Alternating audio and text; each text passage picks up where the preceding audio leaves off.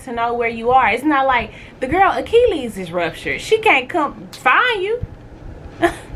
It's just, I didn't like it. And then she started talking about the cameras, y'all. Hey you guys, it's Simone with Being Simone Iman. Over here on this channel, we do a little bit of everything. This is my personal diary, honey. So I do show reviews, product hauls, fashion hauls, whatever I'm feeling at the moment.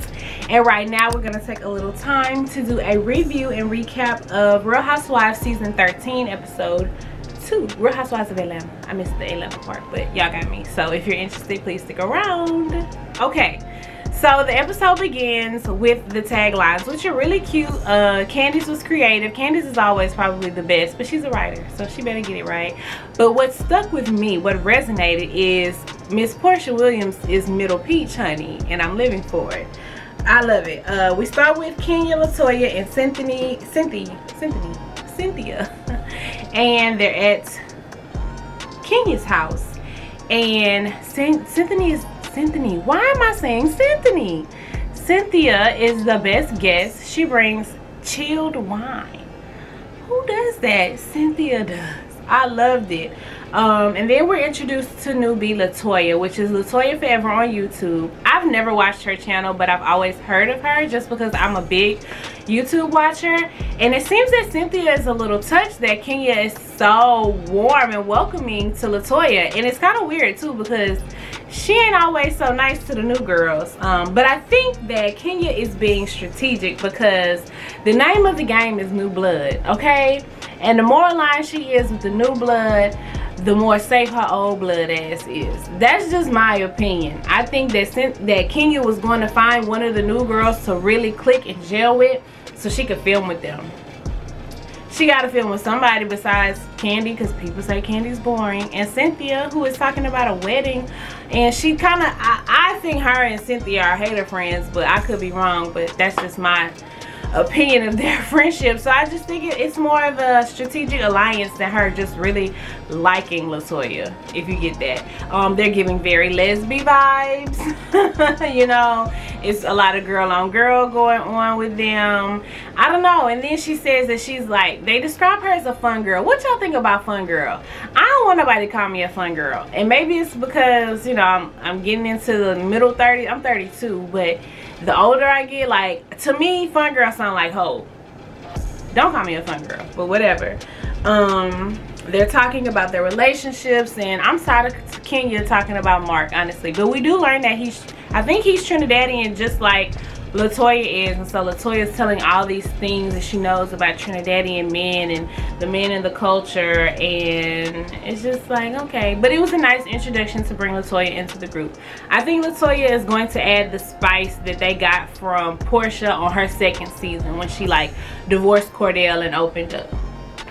Then we get with Cynthia and Drew Sidora, and they open up talking about sex. These are some freaky ass women on Real Housewives of Atlanta, okay? And then Cynthia says she met Drew through Eva. How that feel? How Eva introduced the new cast member and she gets cut? Cause I don't care how much she tried to save face. If they would have allowed her to be on this show still, she'd have came and got that chick. Well, I don't care what she say. She's whatever even. Drew says that, you know, she's in a boot. She says that she tore her Achilles on stage. I know that was painful. And that she was actually in a scene with Leon, which is a good full circle connection for her and Cynthia, the fact that she works so closely with Leon. And then she starts to talk about her marriage, and then they switch the scenes and they go to her home, and her mom and her husband are bringing her like breakfast in bed for their anniversary, and her mama was more excited than her husband was about all of it. They said they've been married 6 years and they've known each other 6.5, so she pulled a Kenya more. She only knew this dude for a few months, and then she married him. And then they talk about like leading church service. So they're being introduced in a very like holy, holistic vibes type of way, you know, like, oh, we're church people, and you know, we're a nuclear family, and my mom's over here helping, and you know, it's giving very much like positivity. But then when we get down to the nitty-gritty, it's drama. They play a B-roll of conflict with her mom and her husband, and I don't like the way her husband was talking to her mama. it was just weird. But her mom, to be a pastor, her mom seemed super understanding and also forgiving, because if that happened a few days ago and she's able to get along with him so well now, I think that's a healthy situation, because reality is you ain't gonna always get along with everybody that you love, and as long as you guys can resolve the issues and move forward, then those are positive moments for you, because you know, when we at our worst we love each other, and when we at our best we love each other. Then they go to Kandi, and Mama Joyce going to Riley graduation. Mama Joyce said COVID. All the old people had a problem in the beginning with saying COVID-19. They were the only 2 people who could go to Riley's graduation. And can y'all believe Riley done graduated high school? She was so small when Kandi got on the show, and now she's graduated. And then Kandi talks about how her graduation was similar. Like, she was, you know, in the height of her career with Escape when she graduated, and they had a show and the girls were mad at her, and Kandi same old song, I've been rich forever. I've been on forever. And then we go to Porsha, y'all. Porsha is thick, okay? That COVID ain't been nice, boy. But it's something about, I ain't gonna say she done had no work done, but it's an hourglass. Even when she is at her thickest, it's still an hourglass. She tells her mom, when men get out of jail, they got cookouts. So she couldn't even get a scrambled egg, honey. She starts talking about her schedule and how she really wants to be accountable to the movement. And I think that's the biggest thing, because people are going to say you clout chasing, especially when you're a social media and reality star and you know, heavy on social media. People are always going to say you clout chasing. That's what it is. My camera is trying to focus on Latoya's face. Let me try to move it and sit in front of it a bit. But yeah, people gonna say you clout chasing. So she said she wants to be accountable to the movement, and that her mom was like, you know, she's glad Dennis was with her, and I was glad Dennis was with her too, because I was worried about all of them. Tamika, all of them. Yandy, all of them. And then she starts talking about her relationship with Dennis, which we all know if you read the blogs or if you on Shade Room. Her and Dennis have had a lot of ups and downs since they've been together, and she says that some of their arguments and disagreements have become toxic. Toxic is a trigger word for me. If anything is toxic, make your exit, sis. I wouldn't recommend it. And then they go to Lake Bailey, and they're having like a black-owned wine tasting with Cynthia, and Cynthia invites the 2 new girls, Kenya and Marlo, surprisingly. Kenya gets to her house, and her assistant Chandler opened the door. Kenya said, "Who are you?" Kenya reminds me so much of someone in my life. I'm not gonna say who they are because they told me they watch my videos, but she reminds me so much of her.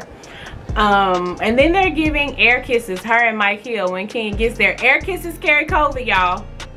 There's no social distancing there. They sit down and they start talking, and Latoya is a lot, right? So Latoya says what's on her mind. Latoya's like, is that fake plants? They are. Then Cynthia got fake grapes on the plate. Cynthia, girl, it's already enough fake shit on reality TV, girl. Your grapes ain't gotta be fake too. Then Latoya say, I love cold meatballs. Latoya must be drinking before she go shoot these scenes. I would guarantee she is. Then Marlo comes in, and Kenya says Marlo fell off with her. I guess she was saying with like her fashion, she had to correct herself. She was never on. Yes, she was. But she's saying that Marlo fell off. I think Marlo takes risks with her fashion. If it don't work, it don't work. She bought it. And then they talk about how Kenya almost ruined Cynthia's surprise engagement. I'm tired of talking about that too. Anyway, we go back to Kandi, and this is after the graduation, y'all. Riley is so grown with her Fendi one arm bodycon. That's what you wanted in your room. Oh, then Todd hit a flex real quick. Todd pulled out a band and gave it to her in front of Mama Joyce. Calling me no broke boy. Then we go back to Lake Bailey. There was a lot of transitions in this episode. I'm really not liking the production and the editing of all of it. Marlo says that she wants Latoya to teach her how to have a sugar daddy. Now I was with Kenya on this. You need somebody to teach you. I was glad the producers played all that B-roll footage. Then Latoya said she had a sugar daddy before, and that she was a stripper when she met him.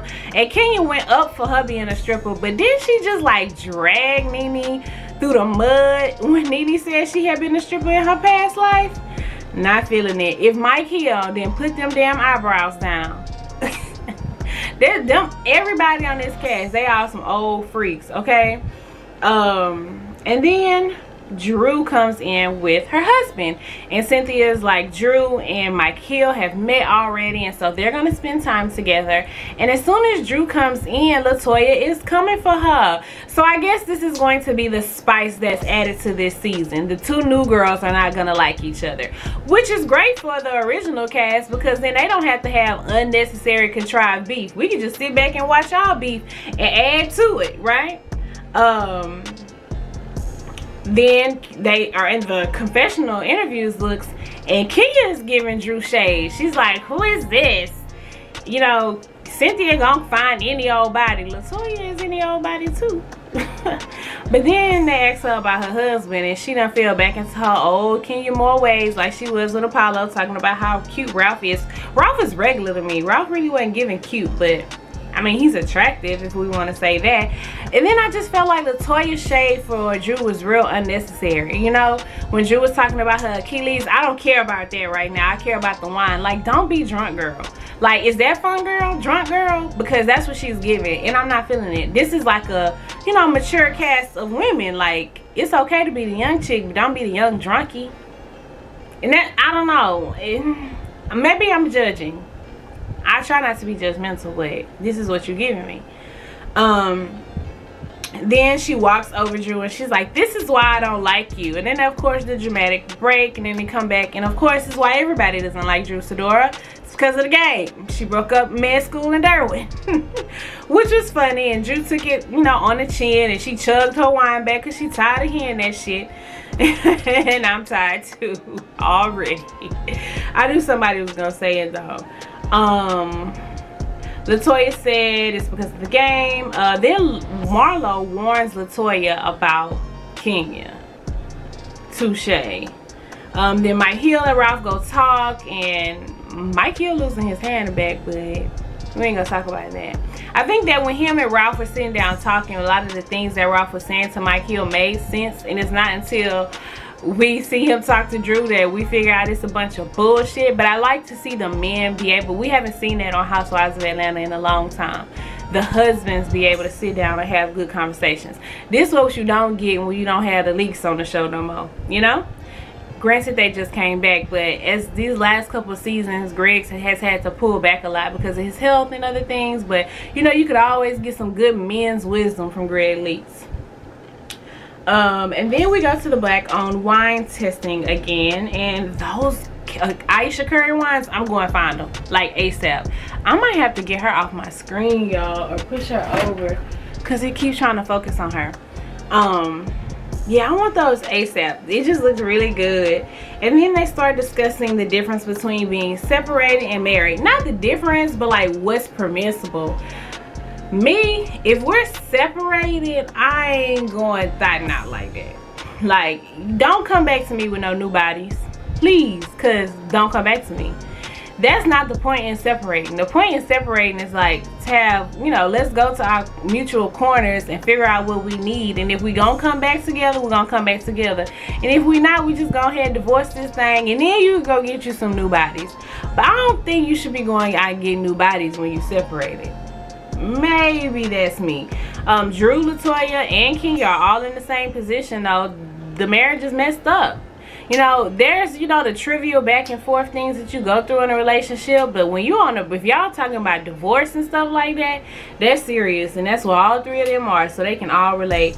And then Drew tells them that she's had issues with Ralph, and that Ralph disappeared for 3 days. Where is his scooter? Where did he go? For 3 days? And she don't know where he went? No, ma'am. In all, it was a good scene. And then Kenya goes in the house and she talks to Cynthia, and she basically says that she's going to serve Mark with a custody agreement type situation and not just shoot for the whole divorce shebang, but that she's going to let him know ahead of time. It would be mean to serve him and he not know he's going to get served. And then we go to commercial break and we come back, and when Kenya was on that scale, y'all, that was 2020 personified. Them scales on that scale, them feet was horrible, but I can't lie, that's how my shit was looking in the midst of quarantine too. Like during the summer when we were scared to go somewhere, them feet was jacked. And then we get to the scene with Drew and Ralph, and they're celebrating their anniversary. Y'all, this scene triggered the hell out of me. I don't like him. And I'ma just say it, okay? I don't like him. They start off praying. Like, I feel like that's something, not that they're trying to portray, but they're letting it be known that they're like strong in their Christian values, which is great. But one don't add up with the other when he catch ghosts for 3 days and don't understand why it's a problem that he didn't tell his wife he was leaving the state. Okay, so they start talking, and as I'm listening to him talk, he gives me the vibe. Y'all know how like Tyler Perry movies, it's the bad husband, but he don't start off bad. But as the plot moves along, you like, this dude is a jerk. Ralph gives very much Tyler Perry bad husband vibes, okay? The entire time they were talking, you know, he asked her a question, and then when she would give him an answer, he would get upset about her answer. But she asked him in the beginning, are you sure this is something you want to talk about? He's like continually gaslighting her and then sitting back and telling her, see, this is your problem. That's horrible. On TV, on camera, with other people. And you know, not even to say it's gotten this far, like it's been edited. Of course, it was recorded a while ago and it's on TV. He did that in front of the crew. It's dangerous. When she kept asking him where he was like, I was at the ocean. Y'all. It's like, I hit pause a lot because I take notes throughout this, but I just had to hit a pause for the cause. Okay, so where is the ocean, bruh? Like, the ocean?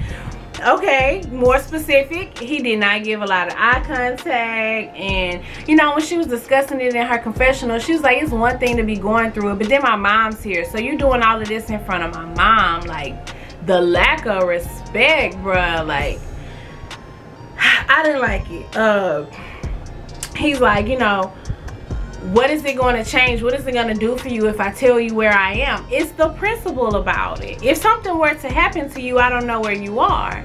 Or it's just like, this is the thing about committed relationships. There's an accountability factor that comes in being in a relationship, which is why relationships are not for everybody. When you are in a relationship with someone, you are accountable to them for how they feel, how you feel, the state of your family, how things are vibing in your home. Like, there's a lot of accountability that has to be had when you're in a, much less a marriage, but a relationship in its own. Like, you need to tell her where you are. That's your wife. Why wouldn't you want your wife to know where you are? It's not like the girl Achilles is ruptured. She can't come find you. It's just, I didn't like it. And then she started talking about the cameras, y'all. Weird Tyler Perry bad husband vibes. He got cameras on them because he's a techie. Cameras on them, watching them. He had a picture of them in his phone. Girl. And this was the one. When she asked him to see it, he was like, look at my phone, it ain't nothing in there. Yo, that's crazy. That's why she was so frustrated and she cried and she walked off. Bro, you're like a lunatic. You know that picture was in there. You deleted it and then told me I'm crazy. The gaslighting, you guys. This Ralph dude, what we gonna do? He was horrible. And then scene. This was a good introduction to LaToya and Drew. It gave us more of Drew's backstory than LaToya's, but I had heard that the reason LaToya doesn't have a peach is because her husband pulled out at the last minute and he didn't want to participate anymore. But follow me and then I'm gonna cut this off. I follow Styles by Casanova on Instagram and YouTube, but she's an interior designer, and she said, like, I can remember 2 or 3 years ago that she had a client who was gonna be on Real Housewives, and it was LaToya forever, and she never got on there until this year. So she must be having some real issues with her husband, and it has like stalled her career out, which, girl, he gotta go. That's the case.